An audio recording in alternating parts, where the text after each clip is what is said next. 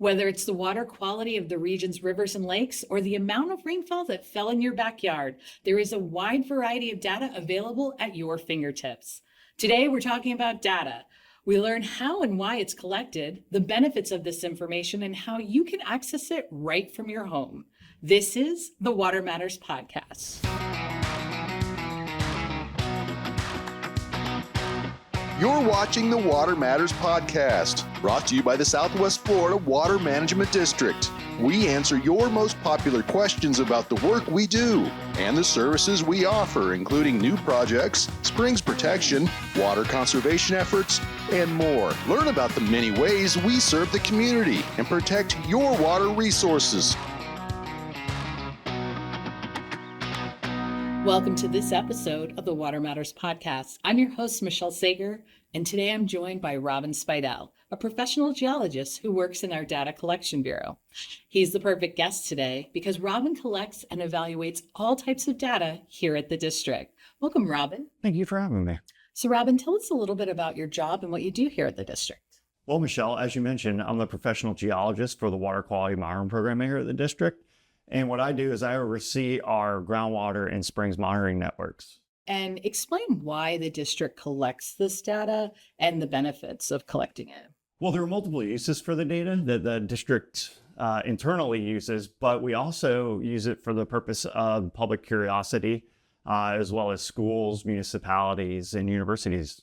And we're going to get into some of the different types of data, but first, you mentioned the public. Why is it important that we make this accessible to the public?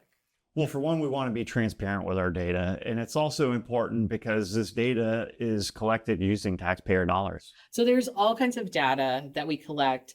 In your opinion, though, what is some of the most popular data that people are looking for on our website? Well, for one, everyone loves our rainfall data because it's been a while since we've had storms, or if we are having storms, that's typically what a lot of people are concerned with. Is their area going to flood? Are their plants going to grow? Do they need to irrigate? Things of that nature. Also, water quality. A lot of people want to know what the water is doing, what it's like. Are these habitats looking good? Things like of that nature.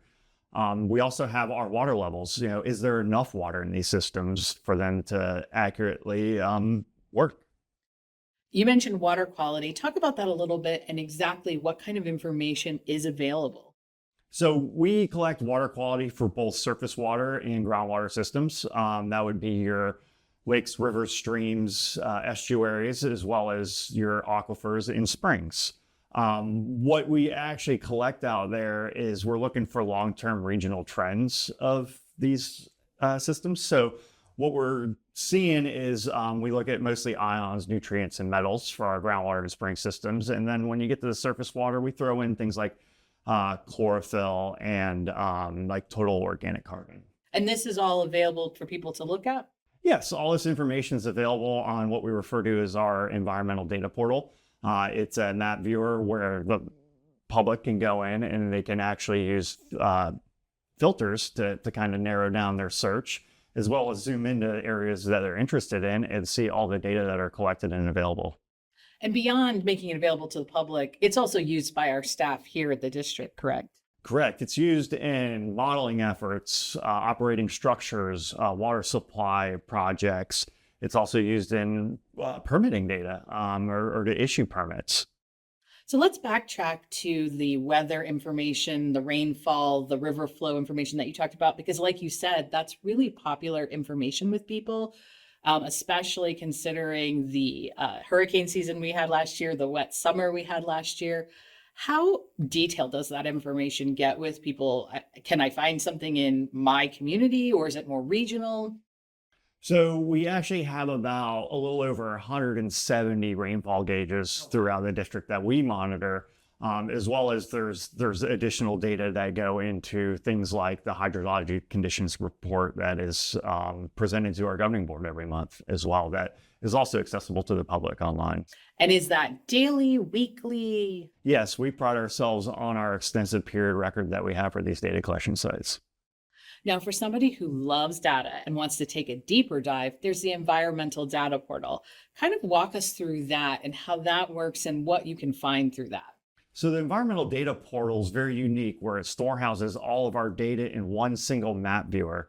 And the user can go through and actually filter down what they want to view and then click. And once you click, it'll pull up both the hydrologic data, which we talked about previously. It's your water levels, rainfall, and discharge, as well as your water quality data.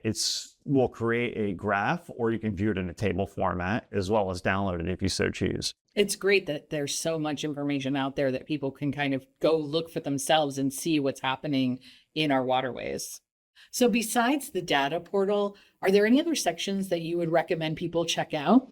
Well, I would check out the geohydrologic data section. They're the ones who do our exploratory analysis prior to any monitoring wells get drilled. And what they do is they look at how the aquifers respond to water moving through the rock. And why would I, as a member of the public, be interested in that? Well, for one, it shows you what formations that even your own private well could have been drilled into, as well as how that water moves throughout the rock. There are certain formations that don't allow as much water as others, and that's why they're a little more restricted when it comes to permitting.